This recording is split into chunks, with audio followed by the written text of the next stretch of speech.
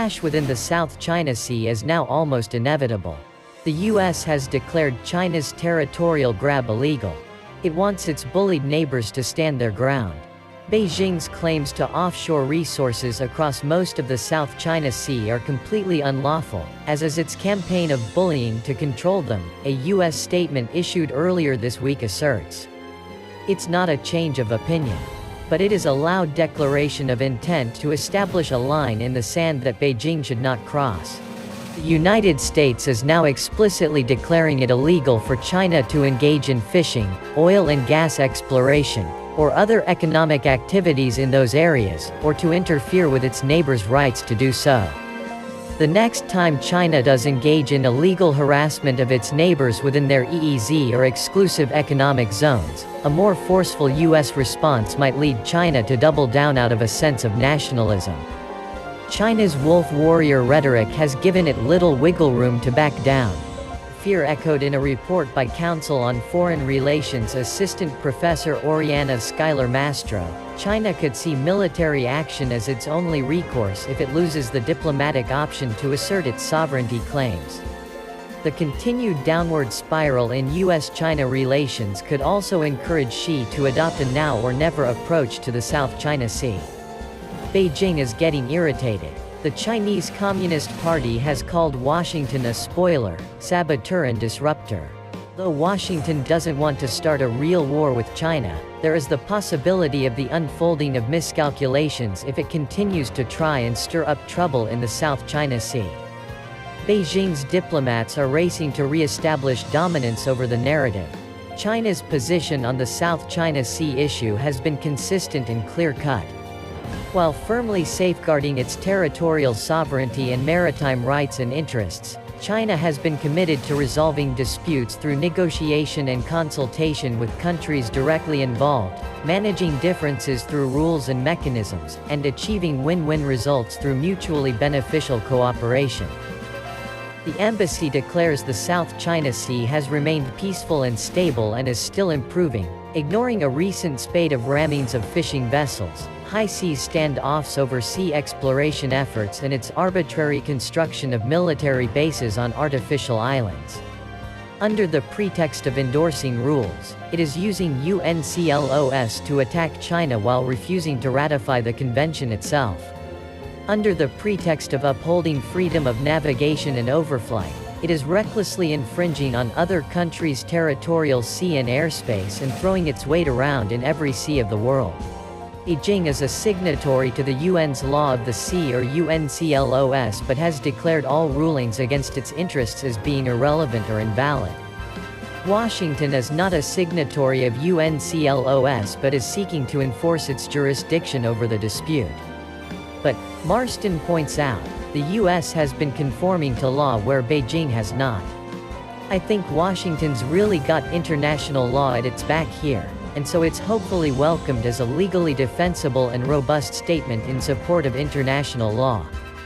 Despite being a non-claimant of the South China Sea, the US desires to stir up troubles. It takes advantage of regional countries' claims to sow discord between these countries and China. It portrays a bully image of China. But Beijing has been actively cultivating a strong man image in the region, rejecting any attempt to reach a real consensus. The Philippines and Vietnam have had several fishing vessels rammed by Chinese militia and Coast Guard vessels in recent months. Vietnam and Malaysia have had ocean bed exploration efforts disrupted even as Beijing sent its own surveying vessels into their waters. And Japan and Indonesia have been experiencing sustained incursions by Chinese militia and Coast Guard vessels within the East and remote South China Seas. It is against this background that Japan joined Australia and the US in decrying China's dangerous and coercive use of its ocean-going forces. Australian Defence Minister Linda Reynolds, Japanese Minister of Defense Kono Taro and U.S. Secretary of Defense Mark Esper have expressed serious concern about recent incidents, including the continued militarization of disputed features, dangerous or coercive use of Coast Guard vessels and maritime militia, and efforts to disrupt other countries' resource exploitation activities. United States has a keen interest in preventing China from asserting control over the South China Sea. Maintaining free and open access to this waterway is not only important for economic reasons, but also to uphold the global norm of freedom of navigation. China's ability to control this waterway would be a significant step toward displacing the United States from the Indo-Pacific region, expanding its economic influence, and generally reordering the region in its favor. China's Communist Party has again issued a veiled warning to its neighbors. It is to be hoped that countries in the region remain clear-eyed about the progress they have made in agreeing a code of conduct for the South China Sea and do not let Washington's official meddling undermine the consensus that peace and stability benefit all in the region. The U.S. is not dividing up territory. It remains neutral as to who has ownership over what established islands, arguing the United Nations has clearly defined procedures and standards under which such disputes can be resolved. It's by those standards and criteria Washington reaffirmed in its statement. Washington will no longer remain neutral over the low-tide elevation shoals that are not recognized as granting exclusive economic zones or territorial waters. Nobody can claim them, but they can fall within the EEZ rights from adjacent coastlines, so we're declaring Chinese fishing and oil and gas exploration in those waters illegal. Beijing's successful tactic until now has been creeping expansionism. It makes a bold move such as putting a weather station on a contested reef. It weathers the criticism. It makes the situation the new normal. Then it takes another bold move such as turn that reef into a concrete island. Washington's declaration makes it harder to get away with such behavior. This new rhetorical position won't have much effect by itself. But as the opening gambit in a long-term effort to impose cost on China and rally support for U.S. partners, it could be significant. China could adopt more aggressive rules of engagement against other countries' air or sea operations in the area. This could include clipping a U.S. naval vessel, locking radar onto a U.S. aircraft, or conducting more frequent and provocative military exercises. The military-grade airfields on China's illegal island fortresses could have combat jets stationed there to enforce an air defense identification zone over the Spratly Islands. It already has radars and missile defenses in place. Such a move would enable Beijing to declare and enforce the waters as territorial. This would significantly affect trade lanes, fisheries and fishing rights, and freedom of navigation through these areas. While less likely, China could take military action against other claimants, or even U.S. vessels.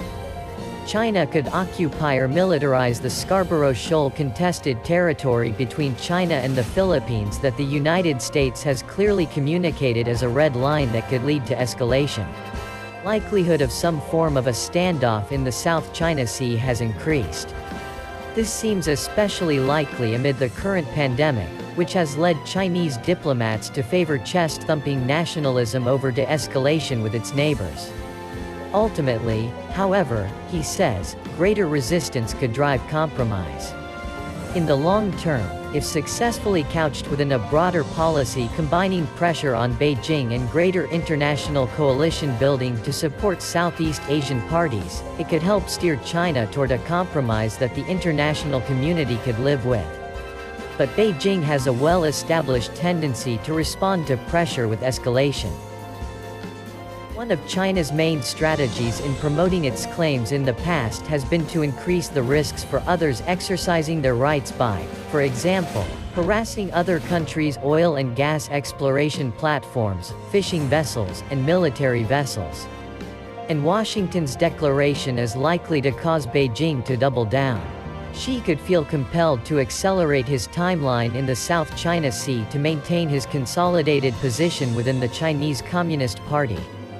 Then there's Beijing's newfound confidence in its vastly expanded, modernized military. Expectations that the first stage of China's military modernization efforts will be completed in 2020, Xi could become more confident that China would succeed in pressing its claims militarily, especially if the United States is distracted internally. Exactly what form any response will take is yet to pan out. Perhaps Beijing will think it is time to declare that air defense identification zone that has been rumored about in the South China Sea for years. But it has already done this in the East China Sea. It hasn't really enforced it. It's been more symbolic and a bit of an intimidation tactic. But it also sort of exposes the paper tiger nature of some of these acts.